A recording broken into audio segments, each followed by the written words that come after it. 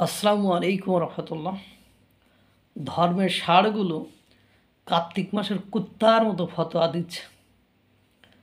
পড়াশোনার লেভেল কতটুকু আমি জানি না, কিন্তু এটুকু বোঝা যায় যে অনিয়ন্ত্রিত জীবন যাপন এবং মুখ দিয়েছে বলে কথা বলতে হয় এমনই একটা বিধান এবং তরিকার মধ্য দিয়ে যাচ্ছে।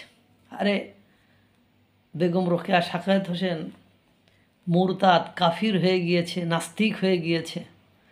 আস্তিকের দলেরা কাউকে নাস্তিক বলার আগে অন্ততপক্ষে ৩৬ বার ভাবতে হয়। ৩৬,০০০ বছর কোনো সচেতন শিক্ষিত জ্ঞানী ব্যক্তি কাউকে নাস্তিক বলে না। কারণ ধর্মীয় জ্ঞান যদি বিন্দু পরিমাণ থেকে থাকে তাহলে সে কখনো কাউকে নাস্তিক বলতে পারে না, কাফির বলতে পারে না, কাফের বলতে পারে না, মুরতাদ বলতে পারে না। কারণ হলো নাস্তিক বললে যে নাস্তিক বলে যাকে বলা হয় সে যদি নাস্তিক না হয় তাহলে সে নিজেই নাস্তিক হয়ে যাবে। আল্লাহ তার এই পৃথিবীতে তাকেই নাস্তিক বানিয়ে দেবে, তাকেই কাফির বানিয়ে দেবে, কাফের বানিয়ে দেবে। সুতরাং যারা বলছে তাছাড়া বক ধার্মিক, ভণ্ড ধার্মিক, রাজশাহী বিশ্ববিদ্যালয়ে যে শিক্ষক বেগম রোকেয়া সাখায়াত হোসেনকে মুরতাদ কাফের বলেছে, ও তো নিজেই মুরতাদ আর কাফের কিনা সেটাই বড় দেখার বিষয়। বেগম রোকেয়া সাখায়াত হোসেনের বিদ্যা বুদ্ধি, আরে ভাই একজন তার ব্যক্তি মতামতকে প্রদর্শন করতেই পারে, ব্যক্তিগত মতাদর্শ প্রচার করতেই পারে। তোমার এত জ্ঞান বুদ্ধি বিবেক থাকলে তুমি তার বিপরীত সুন্দর একটা পরিবেশ তৈরি করো, একটা এনভায়রনমেন্ট তৈরি করো। তুমি বিশ্ববিদ্যালয়ের শিক্ষক, তার মানে তো তুমি তো ওই যে মার পেট থেকে বের হয়ে বিদ্যা বুদ্ধি জ্ঞান অর্জন করিনি, শুধু ওই মানে পিতামাতার কাছ থেকে কোরআন শিখেছে এরকম কোনো মেয়েকে বিয়ে করেছো? আমার তো মনে হয় না। দেখা যায় তোমার বউ কোনো বিশ্ববিদ্যালয়ের অথবা কোনো ডাক্তার, ইঞ্জিনিয়ার বা কোনো কিছু হতে পারে। অধিকাংশ বিশ্ববিদ্যালয়ের মানে বউগুলো তো এরকমই হয়। তোমার মেয়ে দেখা যায় মার্কিন যুক্তরাষ্ট্রের কোনো বিশ্ববিদ্যালয়ে হাফ হাফ মানে অর্ধ উলঙ্গ হয়ে বিশ্ববিদ্যালয়ে পড়াশোনা করছে। এটাই তো বিশ্ববিদ্যালয়ের শিক্ষকদের, অধিকাংশ শিক্ষকদের বাচ্চাদের এবং স্ত্রীদের চরিত্র থাকে। আমরা সেটা তো জানি, কারণ আমরাও বিশ্ববিদ্যালয়ে পড়েছি। তোমার মানে কথা হলো তুমি যদি এতই মানে বেগম রোকেয়া সাখায়াত হোসেনের চেয়ে বড় পণ্ডিত, বড় মাপের মানে কিছু হয়ে থাকো, তো মাইকে যে আরেকজনকে নাস্তিক মুরতাদ কাফির বলার দরকার কি? তুমি তার চেয়ে ভালো আইডিওলজি সামনে নিয়ে আসো, নিয়ে এসে সেটাকে প্রচার করো। সেক্ষেত্রে তো লবণাঙ্গ ঘোড়ার ডিম বিদ্যা বুদ্ধি অর্জন করেছে সেটা যায়। বিভিন্ন জায়গায় দেখলাম তার ছবিকে মারানো হচ্ছে। আরে বাবা, পাকিস্তানের তারেক জামিল একটা কথা বলেছিল, ধর্ম মানে এটা নয় যে জেনা করা পাপ, জেনা করা পাপ, জেনা করা পাপ।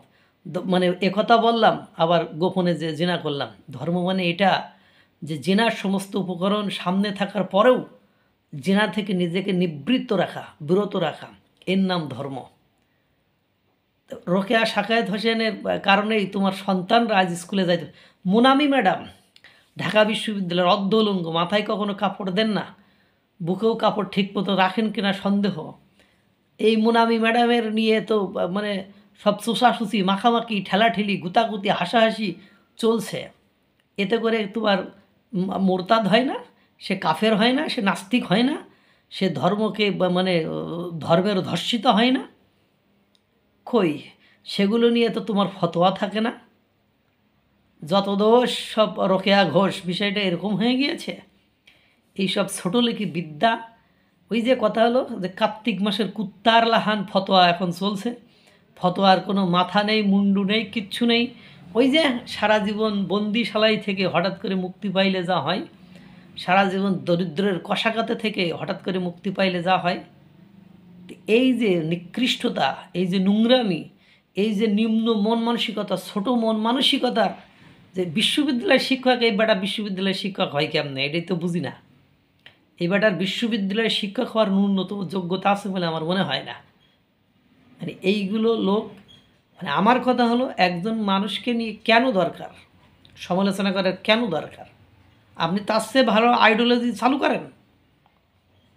আপনি ধর্মের মধ্যে বাংলাদেশের অধিকাংশ মানুষ মানে অর্ধশিক্ষিত, অশিক্ষিত, মানে আর বিশেষ করে আপনাদের মতো বিড়াল বকধার্মিকদের যারা ভণ্ডদের বক্তব্য যারা শোনে তারা তো উগ্রপন্থী হয়, তারা তো সন্ত্রাসী মনে হয়।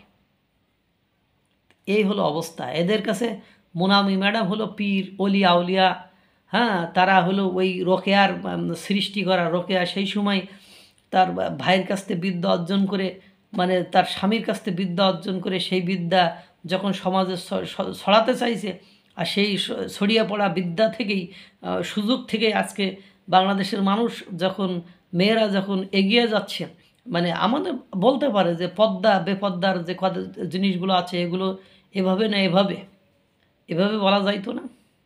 কার্তিক মাসের কুত্তা লান ফতোয়া, অমুক মুরতাদ তমুক কাফের, এগুলো যারা মুরতাদ কাফের হয়, যারা নাস্তিক হয়, তারাই আরেকজনকে মুরতাদ কাফির এবং নাস্তিক বলতে পারে। কারণ ধর্ম সরাসরি নিষেধ করেছে, তুমি কাউকে মুরতাদ, তুমি কাউকে কাফের, তুমি কাউকে নাস্তিক বলতে পারো না। কারণ সে যদি মরার আগে, মানে সে যদি আস্তিক হয়ে মরে, সে যদি কাফিরের পথ ছেড়ে দিয়ে সঠিক পথে আসে, তাহলে তুমি বেটা নাস্তিক মুরতাদ কাফির হয়ে যাবে। ঘোড়ার ডিম শিখছো। এই ঘোড়ার ডিমের তোমার এই উল্টোপাল্টা বিদ্যার কারণেই দেশটা আজকে ধ্বংসের দিকে যাচ্ছে। কুষ্টিয়া ইউনিভার্সিটির এক ভণ্ড শিক্ষক আবার ওদিকে বললেন যারা ফকলোর পড়ে তারাকে ধর্মকে নষ্ট। তুমি ধর্মের সার, তুমি ধর্মের সার কী ধর্ম প্রচার করতেছো যে যারা ধর্মকে উল্টো পথে নিয়ে যেতেছে, ধর্মের মানে ক্ষতি করতে চাইছে, তাদেরকে তুমি তোমার ভালো বিদ্যা দিয়ে, কৃতবিদ্যা দিয়ে আটকাইতে পারতেছো না? ঘোড়া এগুলো তো ধর্মের সার। এই ধর্মের সারেদের জন্যই আজকে বাংলাদেশের এই অবনতি। আল্লাহ তাআলা সকলকে ভালো রাখুক, সুস্থ রাখুক। আসসালামু আলাইকুম রহমতুল্লাহ।